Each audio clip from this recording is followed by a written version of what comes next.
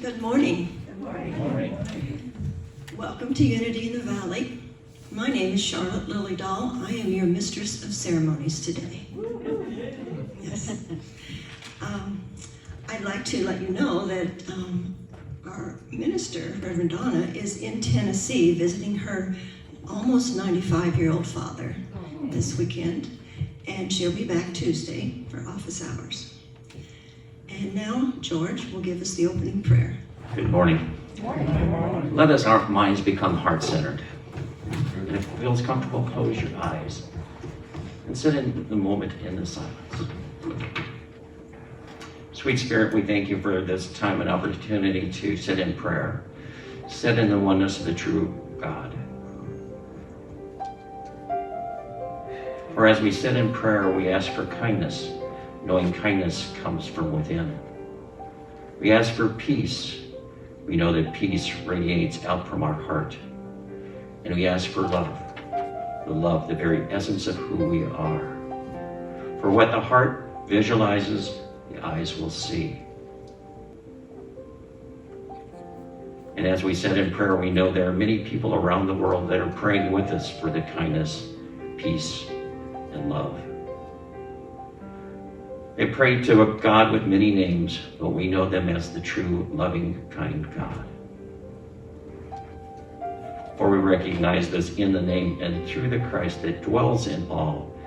And so it is. Amen and amen.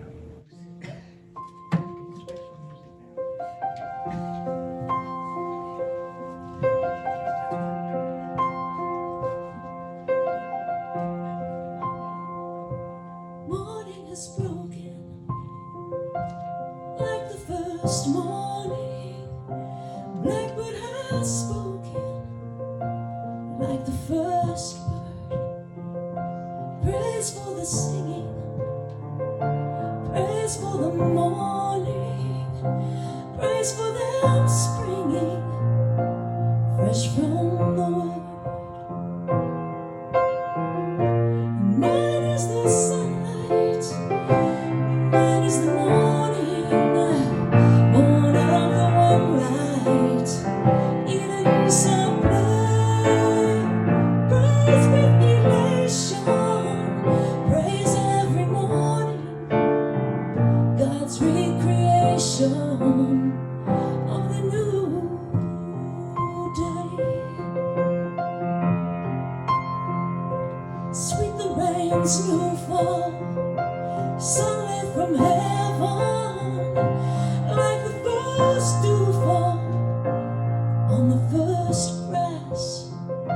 Praise for the sweetness of the wet garden, sprung in completeness where his feet pass.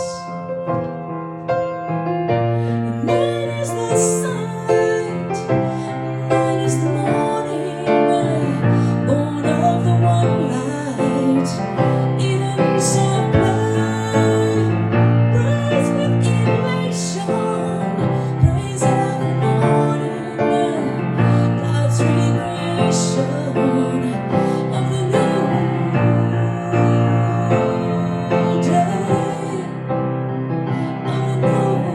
day.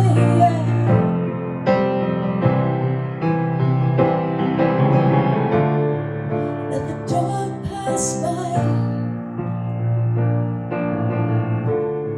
awaken to the breath of life, where all is one.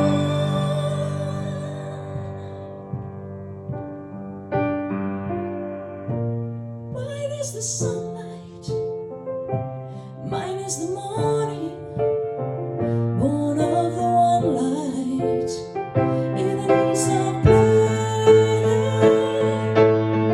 Praise with elation, praise every morning, God's recreation of a new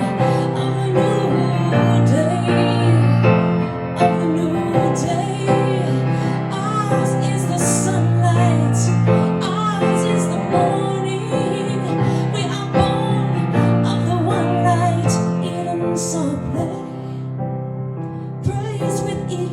Praise every morning, God's recreation of the new day.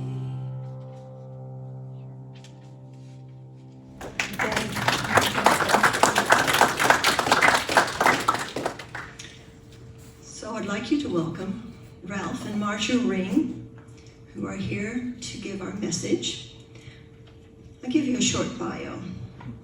Ralph Ring has an extraordinary history and a large range of experiences. He is a surviving member of a team of technicians and scientists who worked with legendary inventor Otis T. Carr and protege Nikola Tesla, and the inventor of the OTC X-1 spaceship. Marsha Ring is an ordained minister and has been a presenter with Ralph for many years. Please welcome Ralph Ring and Marsha.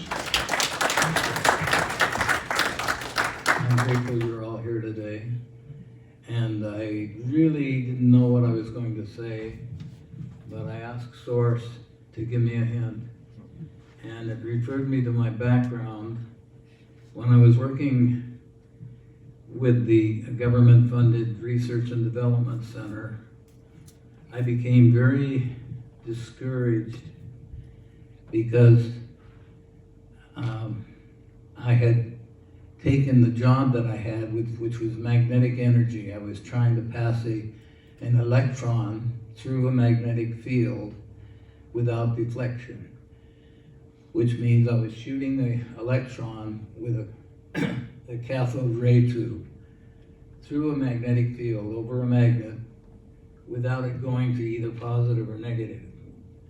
And my job was to get it through there no matter what it took. I worked at it for months, and I found no progress.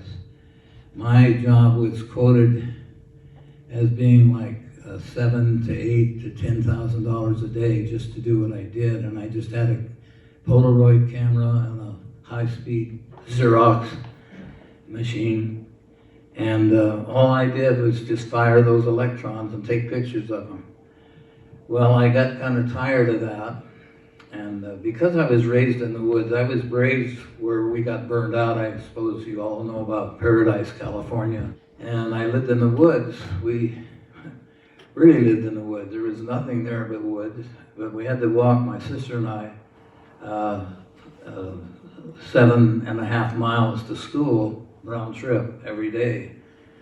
Well, during that time, we got really acquainted with the laws of nature, how nature works. It's so beautiful, it's so simple, that unless you are listening and watching closely, you'll miss the beauty in everything that nature does. It's all in the rhythm of beautiful music, because everything kind of sinks in and joins each other.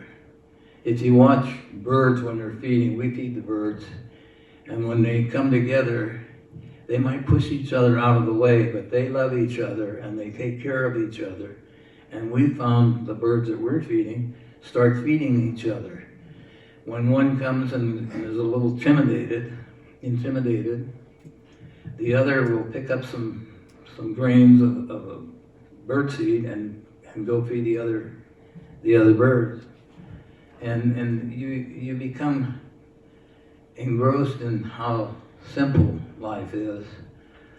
And when I came out in the big world to see what was going on, everything seemed to be outside the domain of naturalness. Everything just seemed to be very synthetic, very backwards. The authenticity came only when I was close to nature. So I realized that, boy, we got a long ways to go to do things naturally and simply, because when you do things with the laws of nature, they're quite simple, and you only have to do it once. If you're in tune with spirit, if you're in tune with your source, and you listen, you'll be guided. It will come to you, and you'll be guided in everything you do, and it always works. Whether it goes to the positive or negative doesn't make any difference, because There is no negative with God. You could look at it differently and change the negative into a positive, so that everything you're doing has positive results. Anyway, I wound up working for this government facility. The name of it was Advanced Kinetics. It was in Costa Mesa, California. And I was discouraged because when I talked to my peers and the engineers, I was just a laboratory technician. I wasn't an engineer or anything. And when I talked to the engineers about an easier way to do things, they told me to be quiet and stay with the job. Don't try to deviate or don't try to change anything. So I didn't for a long time until I realized, and speaking to God one night, no, you've got to show them whether they accept it or not. You've got to show them a simple way to do this job you're working on. So I agreed. I said, well, and I went home and took apart an old television set and the old woofer speakers out of it and the cathode ray tube. In those days they had it's like a gun, it's a cathode ray, it's a tube, shoots the electrons. And I set up the same experiment, basically replicating the same experiment I was doing at work. The only difference was I paid pennies for the equipment. I was a garage sailor in those days. I was raising a family. I had a couple of children. And I got all my equipment on garage sales and stuff. So I set my equipment up for less than $100 and was successful running the electron through the magnetic field by following the laws of nature. And the laws of nature in this case was force versus compassion, force versus love. I knew that the electrons, and I started talking to everything I do with God, I start talking to it. I talk to myself a lot of times, but basically I see if I'm on the same page. So with what I'm working with. So in this case it was the electron, and I said, well, we've got to get through this field without deflection. And I know you can do it, or I wouldn't be here. I wouldn't have put this thing together. And I want you to tell me, give me the inspiration, give me the feeling of what I have to do to help you do this. Because this is a big jump. If people would buy this and understand this, and how simple laws are, we can change our whole system almost overnight.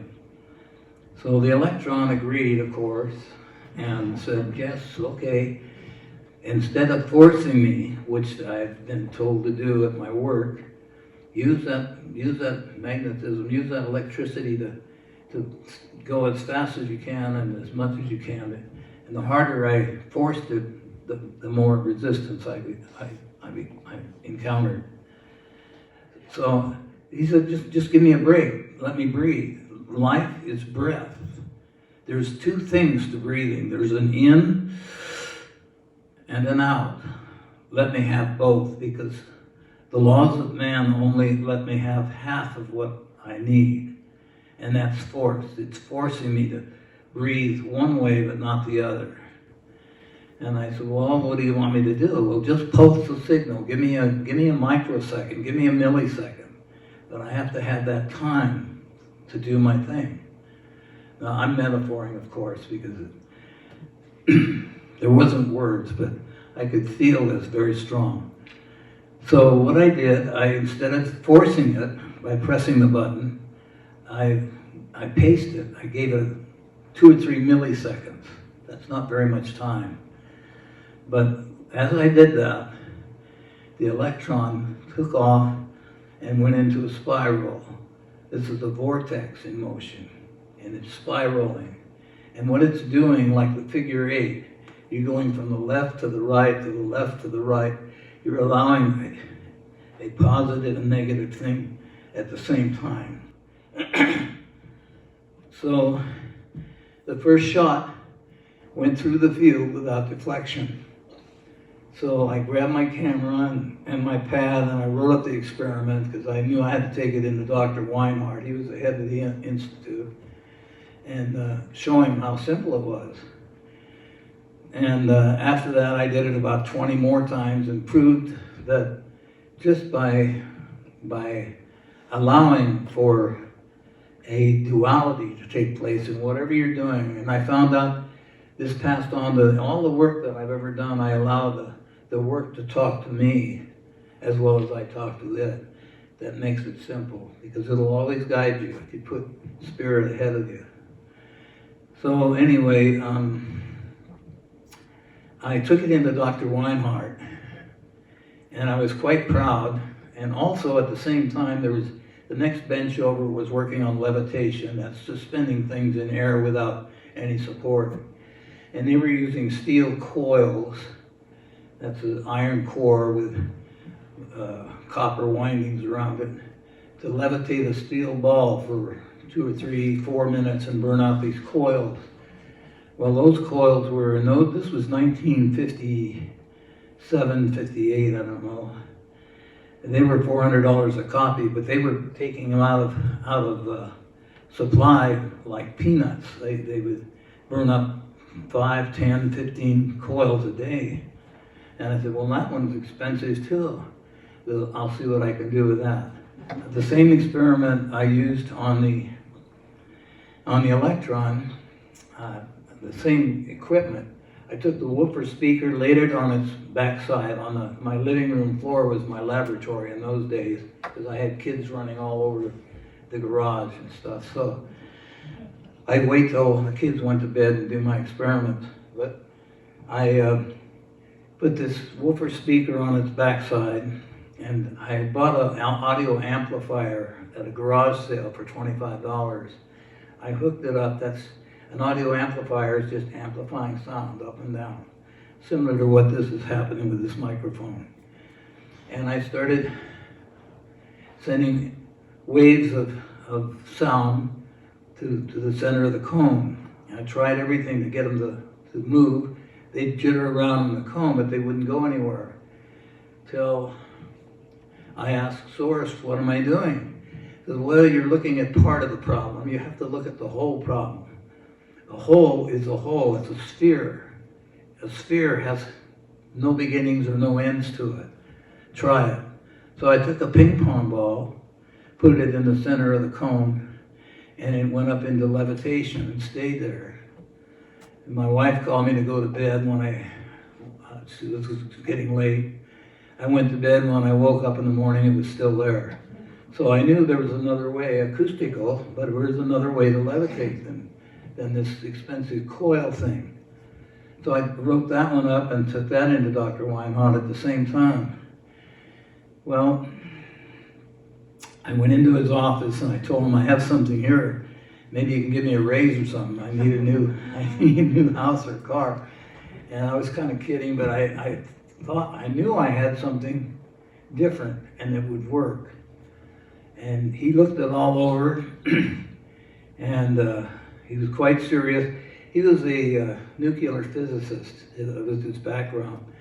So he knew where I was going into physics, beyond physics, and I didn't know too much about physics in those days, but he said, my God, Ralph, I didn't think you'd ever get into that.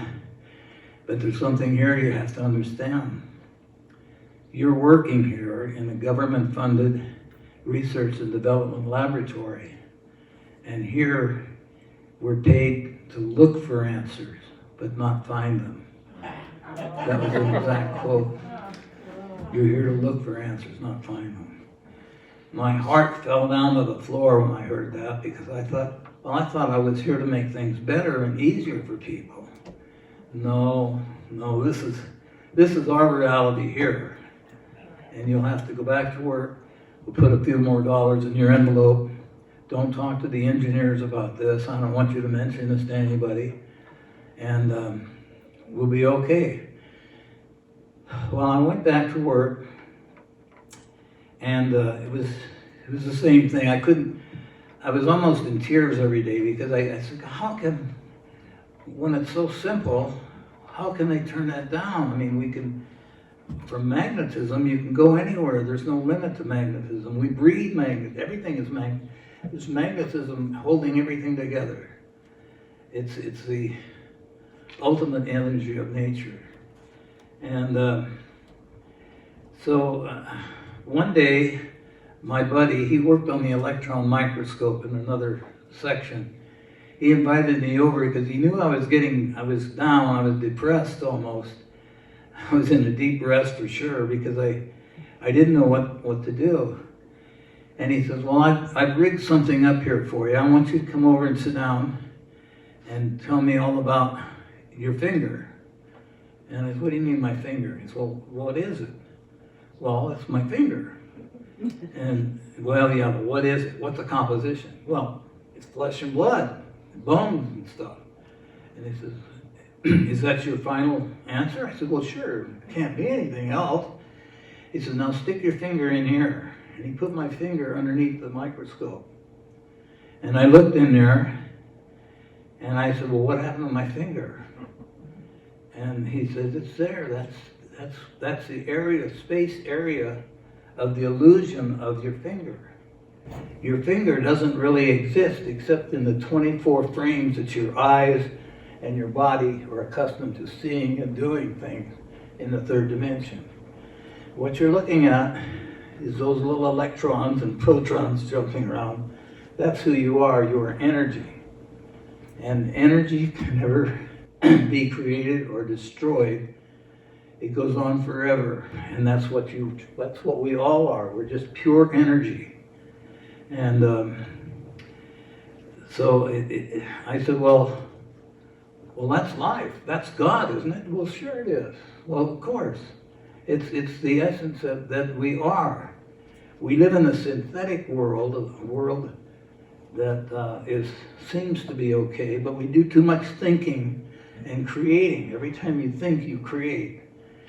And you create these ideas that sometimes work, and if they do work, it's been a long, long haul to make them work, or they don't work because they don't listen to the silence before they start building something. So I said, okay, now I know to go to the silence, to go to the source for my information, and not the external world. Don't ask the other engineers or physicists or anything, any questions that seem to be difficult. Just take it to the source. So I started using all my time inquiring with the source about different things, and it said it's all the same, it's all love. Don't use anything but love. Use love and be with me all the time, and I'll guide you. Thank you for listening to that. Thank you, Ralph. Thank you, Marsha. Thank you. All right. Please stand. And we'll say the blessing of the offering, which is in your bulletin. Divine love through me blesses and multiplies all that I have, all that I give, and all that I receive. And I am grateful. And we're grateful to everyone who supports this church and keeps us going and helps us to pay the bills. Thank you so much. All right. Peace out.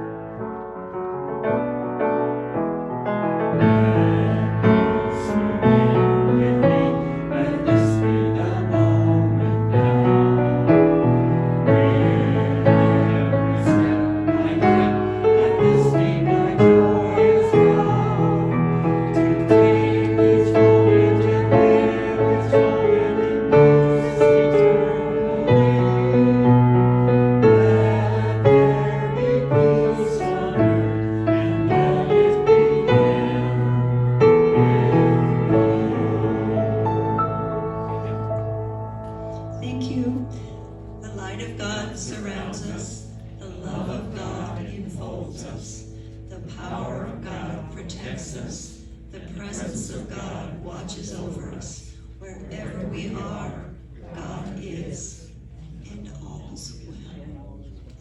Thank you everyone for coming. Have a good week.